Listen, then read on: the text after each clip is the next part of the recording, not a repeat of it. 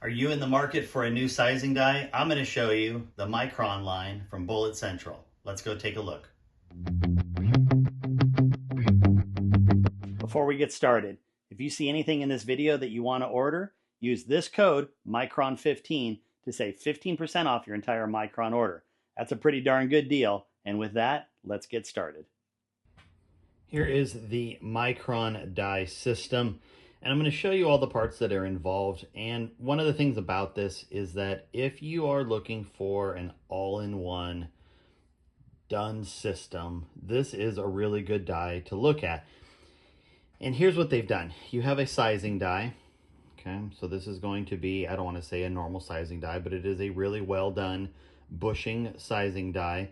And it will do both the 6.5 PRC or the 7 PRCW variants because it has been bored out. So it is technically a 6.5 PRC if you look at the body, but it is bored out to accommodate the 7 mil, which is what a lot of die manufacturers have done. They've sort of retrofitted their 6.5 PRCs by boring them out, and then you can put in 7 mil bushings, and now you can do both of them essentially, because the necks are going to be the shoulders are going to be the same.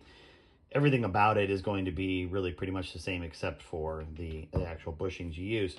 They do have their Micron series, Micron series bushings, and these are available in a huge range depending on the cartridge you're using or the bullet diameter you're using. And in my instance, I have a 305, a 306, and a 307. I typically, for my cartridges, because I'm doing a turned neck, I'm going to be using a smaller bushing. I will be sizing with the 305 inside of here. And then they offer two different caps. So both of them screw right on. And you can see this part here is essentially the same. And then obviously your cap screw is the same.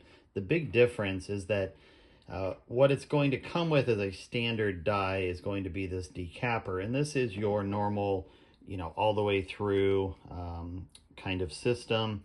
And you're going to unscrew this all the way. And if you want to remove this, and we've seen this on lots of other dies before, so this part is not a new concept to people. So you can just thread this whole thing off. So if you want to run just the neck bushing, you can do that. If you want to obviously adjust your decapper, you can do that. And that's with the standard head that comes with it. But what they also offer is an additional head that allows you to put in, and I'll take it out so you can see the whole thing here. But you've got a larger hole, so the other one's a pretty small hole just for the, you can see here, this is just the decapper hole. This one here gives you the full-size hole. And what you have is the ability to create different stems. So if you want to put this in by itself and screw it in, then what you can do is have just an expander mandrel in here while you're sizing. Okay, and I'll explain the expander mandrels in a second. And then if you wanted to, you can also add a decapper. So you can thread on a decapper here, and there are flat spots, so if you want to crank it down and really make sure it's on there, you can. And then we can thread in our decapper.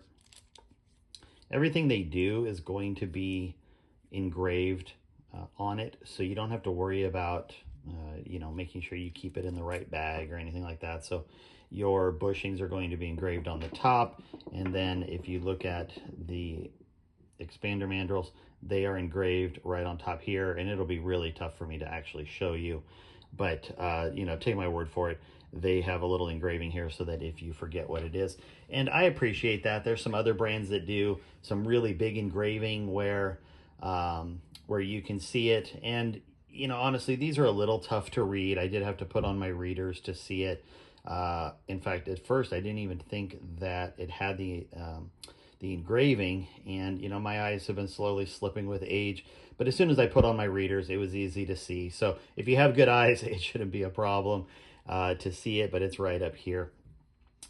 The thing I really hate is when a company puts, and I've had this happen in the past, where on the expander mandrel, they'll actually put it on the actual mandrel part, and as the brass is going on it, it will actually wear away the number, and that is super annoying. So, you know, I do appreciate that they put it in a place that isn't going to get worn away. And there are some other companies that do that as well. And it's something that I think just makes common sense, and yet you don't see it with everybody's dies. So we have this set up. In fact, I need to make sure this is my 282. So let me put on my trusty readers real quick.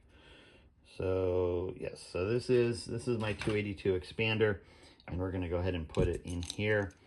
Now, I already have this die set up for my Dylan. Obviously, it's not something I wanted to bore you with, and we will move it over to the Dylan, and I'll show you it in operation.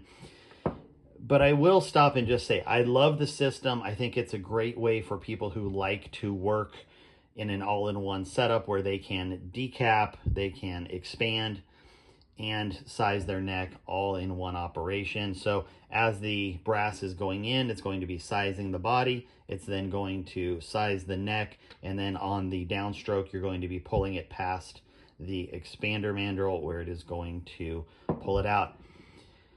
I don't honestly use all-in-one systems like this. I like to use a body die, or not a body die, but just a sizing die by itself. I don't even, I'd say the last couple systems I've used, I don't use the decapper as part of that. I like to decap separately, mainly because I decap before I anneal, and I don't want to be sizing while I do that. So, you got to kind of figure out what your system is and how it's going to fit in. However, for people who want to decap while they are sizing, this is a great alternative. And the way the mandrels are set up, they are not a full-length mandrel. So if you're familiar with some of the other stuff that's out there, it is a full-length mandrel, meaning the entire length or a majority of the length is going to be your diameter so that it is making full contact inside of the neck. This is probably closer to what you would call like a ball expander, although it's not a actual ball expander. It's just built in, and you can see there's like a little ridge right here, and that is going to be your difference. So if you were to measure all of these, you would see that they, in fact, let me grab my calipers here and I'll show you. So, and yes, I should be using a mic, but I don't have one on me. So 268 or 267.5 here, we'll just go forward to the bump, 267.5, and then this one here, essentially the same thing, 267.5. However, when we go to the actual bump, there's 282.5, 283, and so on. And so the contact is right here where that bump is. So as it's dragging out, it's passing across this whole mandrel system. And, again, it's just a different way that they have chosen to approach it that allows somebody to have an all-in-one. This is a rigid, or at least a fairly rigid system. There is a little bit of flex that you will find, but it is very, very little. It's hard to demonstrate on camera here because my right hand's moving as well, but there is just a little bit of float in there so that as it's passing, it will help kind of straighten it a little bit, but it is not a fully free-floated type system. And let's see here, 306, 305. So I'm going to throw my 305 bushing in here, and then I am going to put this in. And again, I already have this set up. Now they do come with a secondary lock ring. So this is your actual Allen head lock, and then they have a secondary one. Because I'm on the Dylan, I can't use this. Or if I wanted to use it, I guess I could put it on the underside of the tool head. But honestly, these thin rings made it so that I could thread it all the way down without having to do that. So that was cool. And I do have it set up so that it is going to bump for me. The other thing about this is, again, take into account this is a 6.5 PRC. So you could get bushings and expander mandrels for 6.5 and then 7. And so if you have a 6.5 for hunting and then a 7 PRCW variant for competition, you can use the same dies. And that is something that has been great for the cartridge itself, because a lot of dies will do that where it's bored out for the 7 like I talked about. But the fact that you can modular this thing as much as you want does make it pretty attractive to people. So let's get it over onto the press and I will show it to you in action. Now it is set up in my tool head. So this is just a standard aluminum tool head for my Dylan. I just have it pinned in, and then we have the die screwed down and the lock ring tight. The nice thing is this is a thin lock ring, so like I said, it did let me screw all the way down. The current die that I'm sizing with does the same thing. It does let me screw all the way down, but some presses may not be as accommodating, so having the thinner lock ring, it is nice. The die itself is not micrometer top though, so keep in mind the only thing that moves up here is going to be the actual cap that's holding the expander mandrel and the decapper in this case, or just the decapper on the standard head.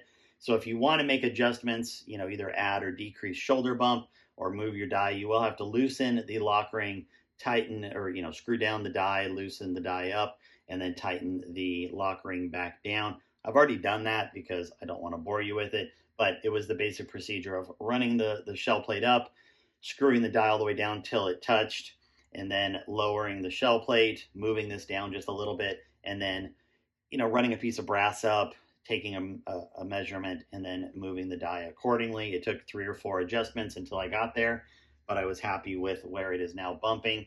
And really what this exercise is going to be about is how consistent is this bumping the shoulder, not really what's the measurement. To be honest, I just set it up to bump about a 1.5 thousandths or so, or half thousandths, 1,000, somewhere in there. So it's not a bunch, but I really wanted to show how consistent it could move. So let's grab, we've got some fired brass that I have annealed. I am a dirty sizer, so this has not been cleaned. And for the purposes of this test, I'm just using a sizing lube. So we are going to throw this in.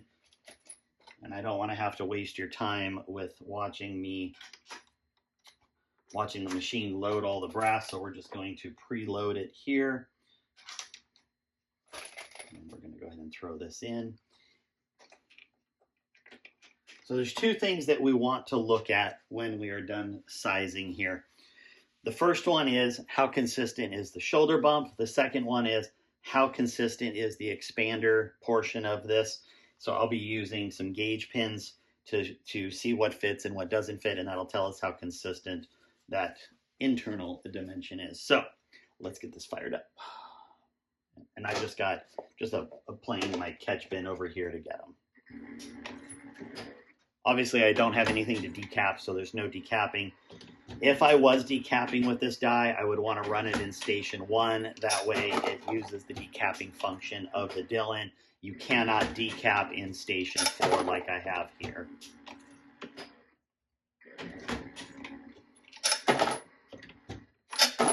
Let me get a new paper towel, and we're just going to clean the brass off because I want to be able to take measurements of clean brass. So there's 1. There's 2.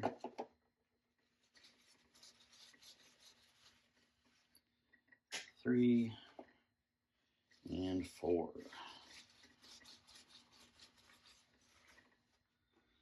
All right, first test, shoulder bump. So here we go.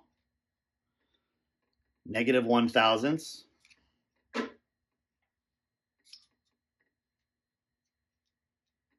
-0.5 thousandths.